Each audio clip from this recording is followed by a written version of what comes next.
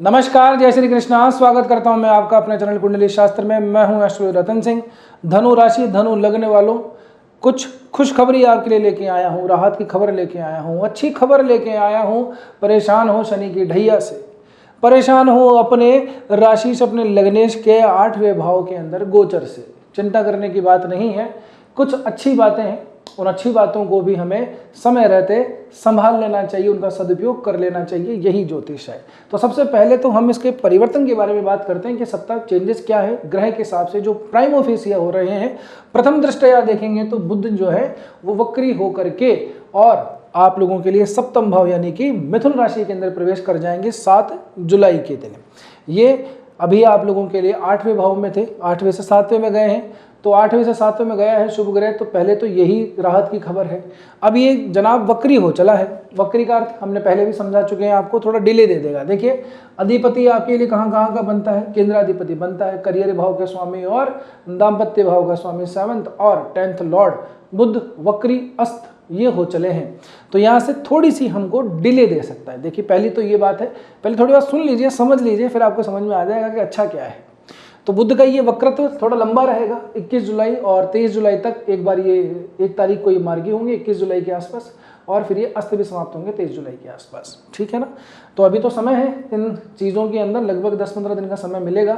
उसके बाद में ही बुध जो है आगे बढ़ेंगे और बढ़ के भी कुछ खास हमको निहाल नहीं करने वाले हैं, अष्टम भाव में ही जाएंगे। बहरहाल वक्री हैं तो एक तो अपने जो आपके पार्टनर है, लाइफ पार्टनर है, थोड़ा ध्यान रखिएगा उनके सेहत का। अगर उनको कोई एलर्जी है, स्किन एलर्जी है, रैशेज हैं, कोई भी किसी भी तरह की कोई समस्या है, सोरोसिस जैसी कोई प्रॉब्लम है, मौसम से थोड़ी सी एलर्जी है, डस्टिंग वगैरह है, तो थोड़ा ध्यान रखिएगा। इस समय पे जो है थोड़ी सी चीज़ें बढ़ जाती हैं, पहली बात। दूसरी, सूर्य का साथ दे रहे हैं बुध के साथ दे रहे हैं, सूर्य वक्री होकर के।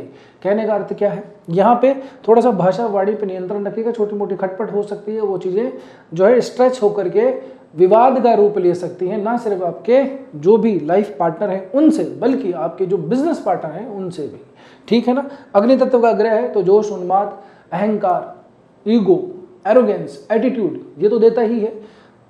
वक्री बुध जो है वाणी के अंदर थोड़ी सी हमको परेशानी दे देता है, बिगड़ी हुई भाषा हो जाती है, कई बार अनियंत्रित भाषा हो जाती है, संभाल नहीं पाता आदमी बात को, बाद में संभालता है। आज कही हुई बात उसको 3 दिन बाद में याद आती है कि मैंने कितना गलत बोल दिया, तब तक चीज़ें क्या है अपने हाथ से निकल जाती हैं। तो थोड़ा सा ध्यान रखिएगा। व्यापार के अंदर बड़ा स्टेप लेने से थोड़ा सा बचिएगा। वैसे तो ये बुध ग्रह व्यापार का ही कारक है, ये खुद की राशि में ही है, लेकिन सप्तम भाव के अंदर, चौथे भाव के अंदर बुध इतना ज़्यादा इम्पैक्ट देता नहीं है जनरली, खास करके चौथे भाव के अंदर। ठीक है ना? तो व्यापार के अंदर हो सकता है कि कोई भी काम आप कर रहे हैं उसमें परिणाम थोड़े से देरी से आए। कोई काम आपने किया, किसी भी तरह का डॉक्यूमेंटेशन वाला काम है, क्योंकि सूर्य के साथ में एक सरकारी काम है, वो अटक गया, उसमें विलंब हो रहा है, तो जरा ठहर जाइए, समझ जाइए, रुक जाइए, थोड़े दिनों बाद में कर लीजिएगा। इससे परेशान होने की ज़रूरत नहीं है, ये स्थायी नहीं रहेगा, ये बदल जाएगा। जब ये बदलेगा तो आपके लिए अच्छा भी हो जाएगा। ठीक है ना?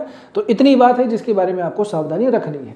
आगे बढ़िए, अब थोड़ी सी अच्छी बातों के बारे में बात कर लेते हैं। देखिए, सूर्य दिख रहे हैं मिथुन राशि में, मंगल दिख रहे हैं वृषभ राशि में, एक 6ठे भाव में, एक 8वें भाव में। आपके जो राशि अधिपति हैं वो गए हुए हैं चौथे भाव के अंदर। बड़ी विचित्र स्थिति है, 4 ग्रह तो नीचे की नीचे ही बैठे हुए हैं, है ना?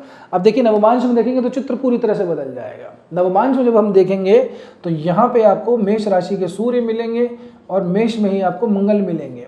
सूर्य पुनर्वसु नक्षत्र के प्रथम और द्वितीय चरण में रहेंगे इस सप्ताह, मंगल रोहिणी के प्रथम और द्वितीय चरण में रहेंगे इस सप्ताह। नवमांश में जैसे देखेंगे तो एक मेष राशि का सूर्य, हम जानते हैं कि मेष राशि में सूर्य उच्च के होते हैं, आप लोगों के लिए भाग्याधिपति बनते हैं। मंगल की मूल त्रिकोण की राशि मेष है, तो अपनी मूल त्रिकोण की राशि में ये मंगल अभी चल रहे हैं। सप्ताह जैसे शुरू होगा मंगल आपको मेष राशि में ही मिलेंगे।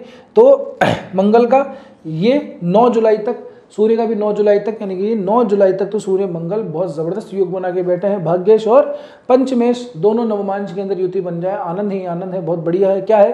किस्मत, क्योंकि केतु वहाँ पे अटका लगा रखे हैं, रोड़ा लगा रखे हैं, शुक्र यहाँ पे चले गए, चलो फिर भी थोड़ा बहुत ठीक है, लेकिन इन दोनों भावों की युति हो रही है अपने मूल त्रिकोण के अंदर। ये बहुत ही शुभदायी, बहुत ही अच्छी बात है। आदित्य मंगल योग नवमांश में दिखाई दे रहा है, उच्च का आपका भाग्येश हो रहा है, बहुत बढ़िया है।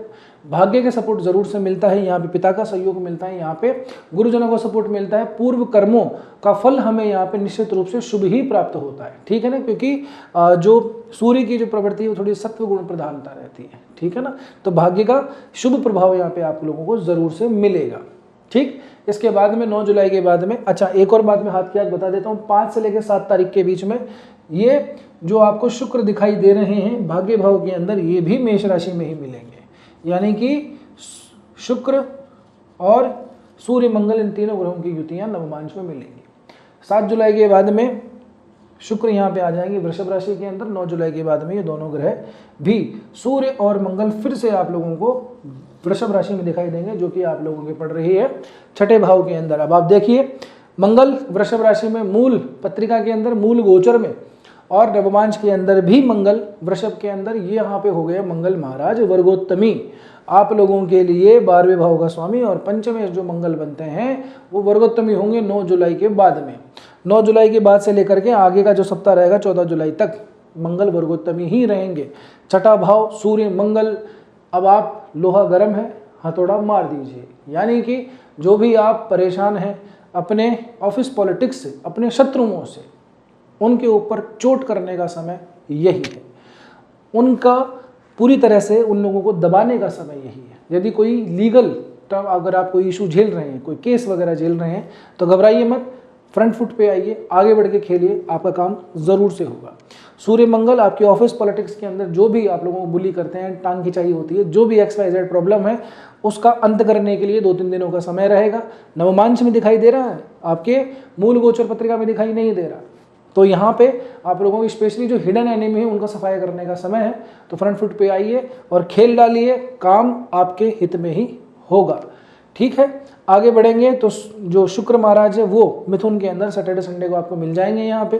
तो यहाँ से शुक्र भी आपको सपोर्ट ही करेंगे, क्योंकि शुक्र आप लोगों के लिए लाभ भाव का स्वामी बनता है। साथ ही साथ में शुक्र आप लोगों के लिए छठे भाव का स्वामी बनता है। तो करियर का एनवायरनमेंट क्लीन कर दिया इन दोनों ग्रहों ने। साथ के अंदर जैसे आगे का समय आए तो उसके प्रॉफिट भी आप लोगों को मिलेगा, आपके हित में ही फैसला होगा। तो चिंता करने की बात नहीं है। यह है शुभ समाचार। एक और शुभ समाचार सुना देता हूँ। आपके लगने से आपकी राशि दिख रहा है साहब उच्च गए, लेकिन साहब कोई फल ही नहीं दे रहे हैं, बुरा हो रखा है हमारे साथ। तो क्योंकि यहाँ कहाँ पे बैठे हुए हैं, 8वें भाव के अंदर। धर्म से संबंधित, अध्यात्म से संबंधित तो बड़ा अच्छा है, बड़े मन लग रहा है हमारा, पूजा में, पाठ में, हवन में, कीर्तन में, भगवान के दर्शन भी बड़े टाइम पे हो रहे होंगे अभी तो 1 महीने से। लेकिन काम से संबंधित चीज़ें थोड़ी सी अटकी पड़ी हैं, लेकिन फिर भी तनाव नहीं है, चिंता नहीं है, बोले हो जाएगा, कोई दिक्कत नहीं है। भगवान पे भरोसा ज़्यादा अच्छा खासा बढ़ गया होगा। अब मैं आपको शुभ समाचार बता देता हूँ। पुष्य नक्षत्र के द्वितीय चरण में आपके गुरु महाराज अभी प्रवेश किया ही पिछले सप्ताह के दौरान। तो नवमांश में चेक करो तो ये ही आपको कन्या राशि में गुरु मिलेंगे नवमांश के अंदर, आपके करियर वाले भाव में। तो चिंता करने की बात नहीं है। आने वाला जो समय है ये गुरु के पॉइंट ऑफ व्यू से भी करियर में अच्छी खासी ग्रोथ ही आप लोगों को देगा। तो तनाव छोड़ दीजिए, जो कर रहे हैं उसको थोड़ा ध्यान से करिए। ये जो आप लोगों के लिए अच्छा समय आया है, खास करके अपने जो भी परेशानियां हैं, चाहे वो कोर्ट केस से रिलेटेड हो, चाहे लीगल इश्यूज हो, चाहे आपके शत्रु हो, चाहे आपकी ऑफिस के अंदर आप लोगों का भला नहीं चाहने वाले लोग हों, उनका सफाया करने के लिए तो उसको निपटा डालिए। ठीक है ना। बुध के वक्री होने से ज़्यादा परेशान नहीं होना, बस भाषा को थोड़ा सा कंट्रोल में रखना है। ठीक। सरकारी कामकाज अगर डिले हो रहा है तो टेंशन की बात नहीं, हो जाएगा। ठीक है ना। अब बात कर लेते हैं चलते चलते एक बार चंद्रमा की दृष्टि से। शुरू के दिन यानी कि 6 जुलाई को चंद्रमा रहेंगे राहु के साथ में, ग्रहण दोष बनाएंगे, तीसरे भाव के अंदर रहेंगे। तो यहाँ पे काम थोड़े से अटक सकते हैं। थोड़े से ऐसा है कि काम करने गए किसी वजह से, हो गएगा कुछ और। ठीक है ना। किया कुछ, हुआ कुछ, मिला कुछ। ठीक है ना। तो थोड़ा सा रह सकता है चंद्रमा के गोचर के पॉइंट ऑफ व्यू से। आगे बढ़ेंगे, चंद्रमा शनि के साथ मिलेंगे, अपने ही मित्र के राशि के अंदर जाएंगे। चंद्रमा देखेंगे तो यहाँ पे आपके 8वें भाव के स्वामी बनते हैं, 4थे भाव में चले जाएंगे। तो थोड़ा सा ऐसे समय के ऊपर यदि कोई संपत्ति से संबंधित कोई निर्णय ले रहे हैं, खरीद रहे हैं, तो चंद्रमा को देख लीजिए, अपनी किसी दशांतर दशा में पड़ रहा है तो थोड़ा संभल जाइएगा। ठीक है ना, सोच समझ के कीजिएगा। आगे बढ़ेंगे, चंद्रमा अपने मित्र के घर आएगा, पंचम भाव के अंदर आएगा, रोमांस वगैरह में वृद्धि करेगा। मित्र की राशि है, अच्छा ये यहाँ तो कोई दिक्कत वाली बात नहीं है। बस थोड़ा सा कन्फ्यूजन रह सकता है क्योंकि राशि जल तत्व की है, ग्रह क्षमा कीजिएगा, राशि जो है वो अग्नि तत्व की है, ग्रह जल तत्व का है, तो थोड़ा सा मिक्सअप सा हो जाता है। बट फिर भी ये टाइम थोड़ा ठीक है। इसके बाद में सैटरडे संडे आएंगे, 2 दिन रहेगा। वृषभ राशि का चंद्रमा बड़ा उच्च का होता है, अच्छा होता है, लेकिन भाव थोड़ा छठा पड़ रहा है, तो ओवर एंथ्यूसिज्म से बचिएगा, अति उत्साह से बचिएगा। ठीक है ना। अपने सीक्रेट रिवील करने से बचिएगा, अनावश्यक इधर उधर फाइनेंस को ट्रांसफर करने से बचिएगा। ठीक। बाकी कोई विशेष समस्या नहीं है। अब यहाँ तक पहुँचे हो तो उम्मीद करता हूँ कि ठीक लगा होगा वीडियो, लाइक भी आपने कर ही दिया होगा। रिक्वेस्ट मेरी हमेशा की तरह यही रहती है कि कृपया करके चैनल को सब्सक्राइब कर लीजिए, और उन लोगों को बहुत कोटि कोटि धन्यवाद मैं दूंगा जो लोग वीडियो को हाइप कर देंगे, ठीक है ना। तो वीडियो को हाइप ज़रूर से कर दीजिएगा। बस आज की वीडियो में इतना ही, मिलते हैं अगले वीडियो में। तब तक के लिए स्वस्थ रहिए, मस्त रहिए, अपना और अपना को ध्यान रखिए। जय श्री कृष्णा, जय श्री राम, हर हर महादेव, जय गौरी शंकर।